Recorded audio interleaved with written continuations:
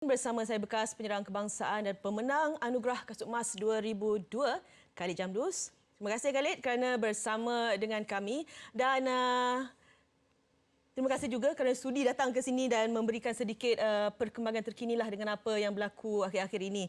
Apa yang kita tahu ada viral di media sosial mengenai tindakan Khalid menjual barangan peribadi berharga dalam bola sepak. Apa sebenarnya terjadi dan apa sebenarnya sedang membelenggu diri Khalid ketika ini? First of all, thank you. Extraordinary memberi peluang platform untuk saya bercakap lah. Menyuarakan luahan hati sebenarnya ni. Okey, apa tindakan yang saya buat tu sebenarnya bagi saya tidak menyalahi mana-mana undang-undang. Sebab saya cuba buat yang saya rasa bersesuaian dan sepatutnya saya lakukan dengan keadaan kehidupan saya yang sekarang ni lah. So, saya rasa tak salah pun. Apa yang saya buat tu memang berlandaskan kehidupan yang saya lalui sekarang ni lah. So, apa punca sehingga menggerakkan Khalid terpaksa menjual barang-barang berharga, barang-barang berharga melibatkan karier lepas Khalid sebagai pemain profesional? Seperti jersey, seperti anugerah kasut emas. Macam mana aku nak cakap? Secara jujur benda ni berlaku berpunca daripada PKP COVID-19 lah. Sebelum tu memang saya ada involve dengan Forka di mana saya menjadi duta dan di situ juga Abang Ipar saya banyak membantu. So sampai bila saya nak mengharapkan bantuan orang kan? Sampai bila kan? So ada juga tercetusnya saya macam bekerjasama dengan Soket SFC. So sampai bila pun saya laluan tu macam saya nampak tak nampak yang sebagai kerja yang hakiki lah. So, bila saya buat benda ni, saya nampak bukan saya nak viralkan, tak. Pada dasarnya, saya buat sesuatu apa kata hati saya lah. Yang tidak menyalahi mana-mana pihak lah. So, ibarat saya ni buat penjualan semua hak milik saya. Semua hak milik saya. Bukan saya menjual barang-barang orang lain lah. Okey, situasi itu jelas untuk diri Khalid sendiri, tetapi bagaimana perkara itu boleh berlaku? Saya faham dengan PKP yang sedang berlaku ketika ini, tetapi sehingga ke tahap terpaksa menjual jersey, membida, melelong jersey dan juga barang-barang yang cukup berharga, saya fikir keadaan itu mungkin terlalu sukar untuk Khalid sendiri. Sebenarnya adalah faktor dari segi kehidupan. Okey. What you expect bila 3 tahun kita tak bekerja dan kita ni ketua keluarga kan. So saya terdesak kat situ. Saya saya dah cuba macam-macam cuba menyuarakan di negeri Perak hasrat saya untuk menjadi coach. Begitu juga dengan Selangor, begitu juga dengan FM, begitu juga saya bukan berdiam diri, tetapi saya tak nampak memberikan saya peluang dan ruang untuk why not? Just give me some space kan untuk jadi coach. Sebab benda opportunity tu tak sampai. Okay, fine. So, apa yang saya buat sekarang ni, bila saya tengok berlakunya COVID-19, okay, fine. So, struggle. All about money. So, saya buat ikut perasaan saya kata, okay, this time, I want to walk alone. Saya langgar. So, saya jual lah benda-benda yang of course sentimental value. Sesuatu yang cukup, saya sayang, cukup. Orang kata benda ni bukan mudah. Saya kumpul piala pun lebih kurang dekat 9. Banyak yang orang kata daripada negeri Perak dan juga negeri Perak, Selangor dan juga Kelantan lah. Semuanya hasil usaha dan keringat lah. Ya, of course, bukan saya seorang je yang bermain. Ramai juga bersama saya masa tu. So, keadaan hidup saya ni berbeza mungkin dengan legend-legend di luar sana. So, apa yang saya buat hari ini adalah saya nak beri platform kepada semua legend-legend di luar. Kalau anda bermasalah lebih kurang macam saya, buat apa yang saya buat tak salah pun, tak ada siapa marah. Adakah bila saya dah terbujur, kaku, ditutupi kain putih, baru anda nak datang jumpa saya bantu? Tak apalah, lupakanlah. So, benda itu dah terlambat. Khalid, ketika anda menyerahkan barang-barang tersebut kepada individu yang telah pun berjaya membida tu, mungkin boleh kongsikan apa yang anda rasalah ketika itu? Sedih, untuk melepaskan barang-barang yang boleh dikatakan sebagai sebahagian daripada hidup Khalid sendiri? Sebenarnya bila sampai satu masa dan ketika sesuatu yang kita cukup sayang, kita jaga, kalau terpaksa kita lepaskan dengan beralasan yang munasabah, aku lepaskan. So apa yang aku buat sekarang ni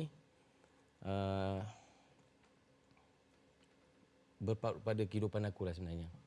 So sebab tu tapi bila aku hand over kepada sesiapa yang mendapat legasi saya tu, saya punya sentimental value, saya akan maklumkan kepada mereka, jagalah sebaik mungkin sebagaimana saya menjaga benda-benda tu lah.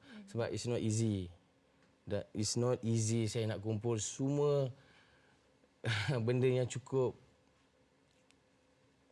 sebab gila dan cakap macam cukup sentimental value lah, yang tak ternilai sebenarnya benda-benda macam tu.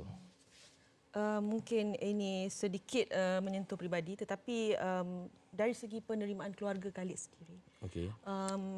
dengan apa yang berlaku, bagaimana mungkin Khalid boleh dengan situasi yang sedang berlaku ni, bagaimana penerimaan mereka? Sebab saya ni ketua keluarga kan, biasalah lelaki of course kan. So apa yang saya buat ni adalah menampung kehidupan saya.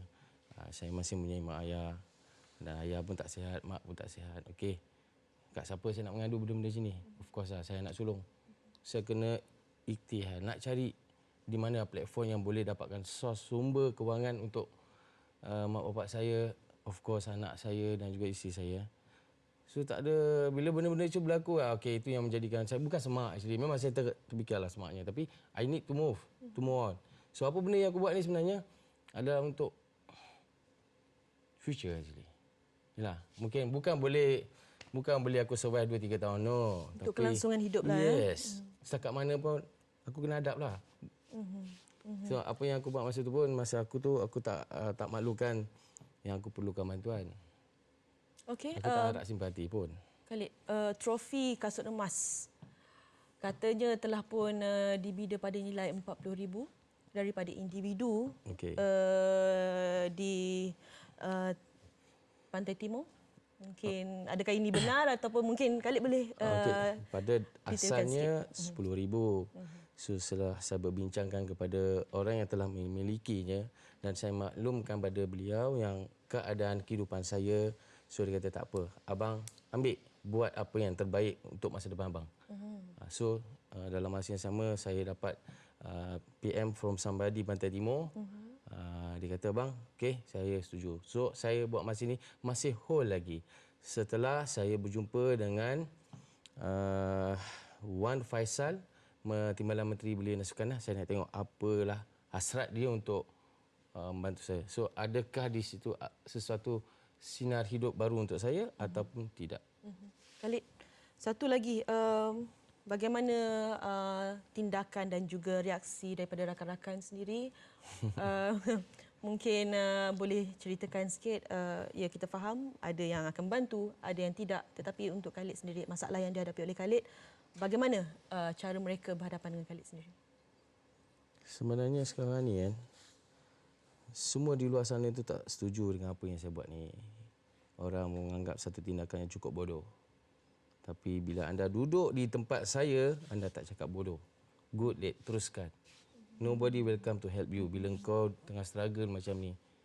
So, saya bukan jenis yang nak teriak, nak Beratap. canang, tak. Okay, saya buat apa yang saya rasa reasonable untuk saya survive. Of course lah, siapa tak sayang benda-benda macam ni. Lebih-lebih lagi, piala-piala tu semua majoriti je Treble Cup. So dengan Perak almost 3-4 Johan kan, Indonesia Cup, Liga, semua yang boleh dikatakan dekat 9 piala lah, 9 medal lah saya miliki. Okey, campur pula dengan yang kasut emas tu kan. So okeylah, bila dah sampai satu masa have to let go, saya let go lah. So sekarang ni yang hanya tinggal di tangan saya adalah piala, it's not piala, actually kasut emas. Tahun 2002. So sebenarnya value-nya tak ternilai harga dia. Sebab pada tahun 2002 ni tercetusnya saya balik daripada Jerman dengan penuh kehampaan, and then menjadi hikmah di mana saya dinobatkan sebagai penjara yang terbanyak, dan pada ketika itu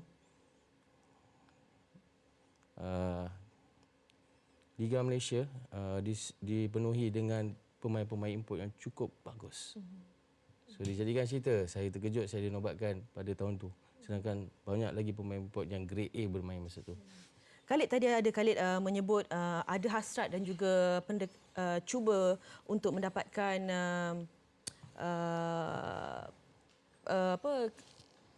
kedudukan selaku penolong jurulatih sekurang-kurangnya. Mungkin Khalid boleh ceritakan ada tak sebenarnya pasukan yang membuka ruang? Takkan tak ada langsung? Okey, secara jujur lah, aku suka balai bercakap semua jujur je. Korang tak bagi aku peluang. Korang cerita, itulah, korang cerita inilah, bagi aku peluang. Sebab aku dah pernah menjadi jurulatih dengan Sain Dabi sebelum ni. So tak ada isu apa. Dengan pasukan polis sebagai assistant coach pun tak ada masalah. Maknanya I'm capable to be a coach. But bila kau tak bagi aku peluang jadi seorang menjadi jurulatih, so macam mana aku nak meneruskan kehidupan aku? Bagi peluang. Jangan gebang, jangan cerita yang buruk je. Faham maksud saya? So sekarang ni apa yang berlaku adalah I'm a footballer. Takkan kau suruh nak aku kerja construction ke whatever. Bukan bidang aku. Bidang aku adalah dalam bola sepak. Sebab aku ada benda yang aku tak curahkan lagi.